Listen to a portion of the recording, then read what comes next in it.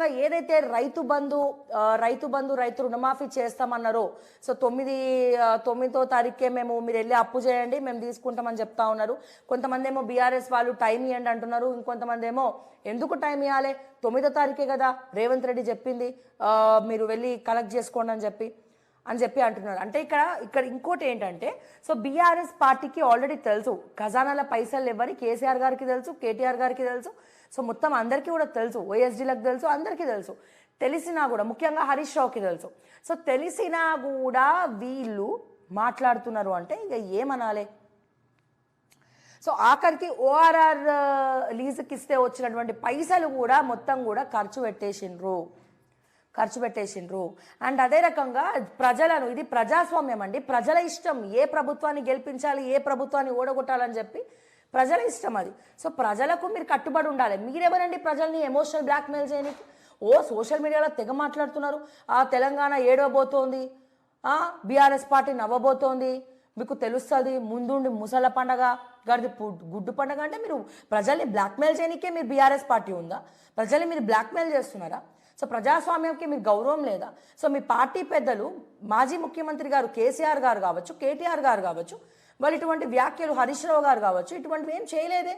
మీరందరూ ఎందుకు తెలంగాణ ఏడుస్తోంది, ఇక కరెంటు రాదు, ఇక కరెంటు పోతుంది, అది పోతుంది, ఐటీ కంపెనీలు పోయినాయి, అన్ని గదైపోయినాయి అని చెప్పి జనాల్ని ఎందుకు భయపడుతున్నారు? ఎందుకు మీరు కౌన్సిలింగ్ చేసే ప్రయత్నం చేస్తున్నారు?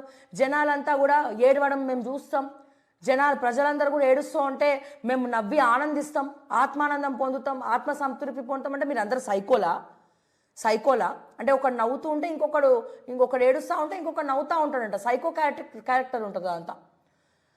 తెలంగాణ ప్రజలందరూ ఏడుస్తూ ఉంటేనట ఈ బీఆర్ఎస్ కార్యకర్తలు ఎవరైతే ఉన్నారో సోషల్ మీడియాలో డైరెక్ట్గానే బహిరంగంగా స్టేట్మెంట్లు ఇస్తున్నారు. ఏమని?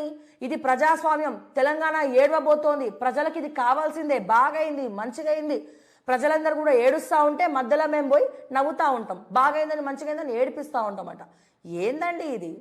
మరి ఎన్నిక ఇచ్చింది ఎందుకు? మరి మీరు చెప్పనుంటేది, మరి రాజ్యాంగం మార్చనుంటేది, ఎన్నికలు వద్దు, ప్రజాస్వామ్యం వద్దు, ప్రజల అభిప్రాయం వద్దు, ఏమొద్దు అని చెప్పి మీరు మార్చనుంటారు, మరి చెప్పనుంటారు. మీరు ఎందుకు చెప్పలే? ఇప్పుడు ప్రజల్ని బ్లాక్మెయిల్ చేయడానికి ప్రజలకి ఎప్పుడైనా సరే ప్రజలకి కట్టుబడి ఉండాలి. కాంగ్రెస్ కాకుండా బీఆర్ఎస్ వచ్చినా సరే మేమేమైనా మీరు ఎందుకు వేసి ఓట్లు అని చెప్పి మేము తిడతామా? ప్రజల డెసిషన్కి మేమందరం కూడా కట్టుబడి ఉంటాం. మేమే కాదు, ప్రతి ఒక్కరు కూడా కట్టుబడి ఉండాల్సిందే. అది దేశ ప్రధాని అయినా, దేశ ప్రెసిడెంట్ అయినా, ఎవరైనా సరే ఉండాల్సిందే, అది గుర్తుపెట్టుకోండి. అండ్ అట్లాగే సీతక్క ఒక స్టేట్మెంట్ ఇవ్వడం జరిగింది, కౌంటర్ ఇవ్వడం జరిగింది హరీష్ రావుకి. సో మేము చెప్పిన వాటికంటే అదనంగా ఇస్తామన్నారుగా, ఆ హామీలను మీరు ఎలా అమలు చేసేవారు? కేటీఆర్ది అధికారం పోయిందన్న బాధ, మంత్రి సీతక్క మండిపాటు, తొందరపాటు వ్యాఖ్యలొద్దని బీఆర్ఎస్ నేతలకు హితవు. మరి ఇది ఆలోచిస్తే కరెక్టే అనిపిస్తుంది.